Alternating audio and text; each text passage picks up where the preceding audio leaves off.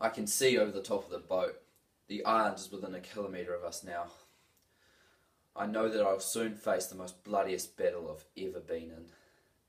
These will be the hardest days of the deployment. Getting dug in, that's what spills the most blood. Stories have already been shared by fellow Marines trying to intimidate me, stating how running onto the beach is the most scariest part of the battle. 200 metres, Captain yells from behind me. Shots scream up and above me, and dings on the side of the boat warn me that our enemy knows we are here. Although we came in secret, more will soon join them. I can hear Captain bark out orders as I feel the sand scrape up against the bottom of the boat. God be with us. See you all tonight. A slight attempt to raise our hopes. 3, 2, 1, go! The ramp on the boat lowers, and the beach instantly opens up to us like a deathly hug. Bullets trickle into the boat, and men unlucky enough have already been wounded from this. Within seconds, scurrying along the beach, gun in hand, I see men beside me dropping like flies. I know if I don't find cover soon, I will join them.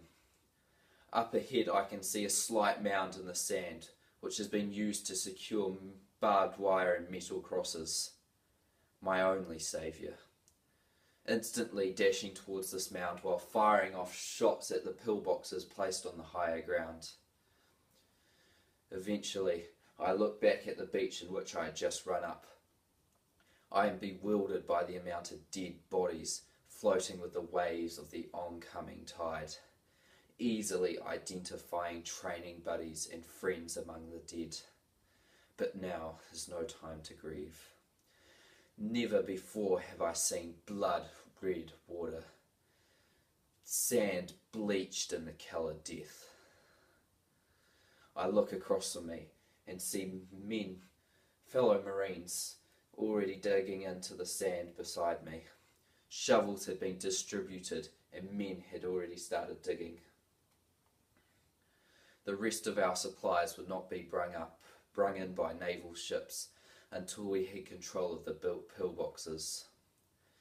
Captain had warned us not to go over the mound until we can take out the heavily fortified pillboxes in front of us. A whistle above my head and a bang in front of me, and a shower of concrete which clanks off my helmet. I look up to see the pillbox in front of us decimated. I know that we will soon be running towards the Japs. This is the time in training where grenades will come in handy. I look down at my belt and I see the 3 grenades hanging from my chest, and I note to myself which way to pull the rings out, if quick use is required. I reload my M1 Garand semi-automatic machine gun. I feel the adrenaline fill me as Captain prepares us to flank up the left of the now decimated pillbox.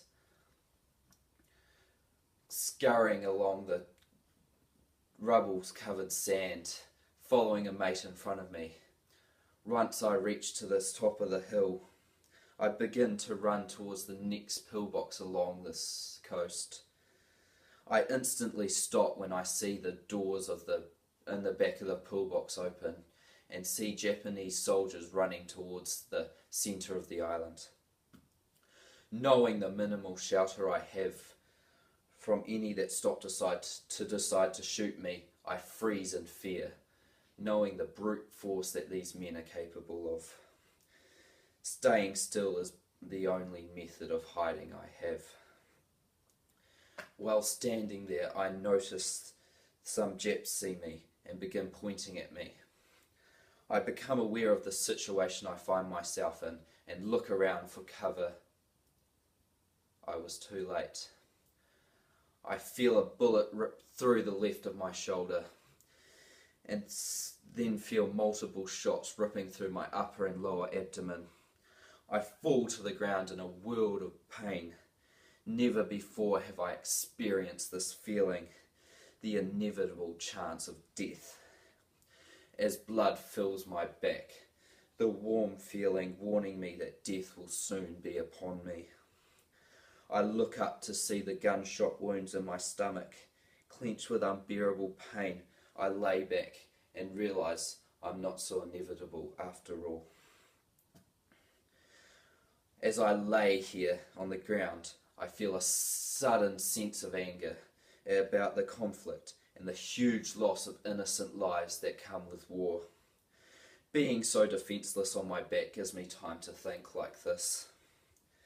Knowing the only knowledge of me left after my death is through my family, myself being too young to set my own presence in history.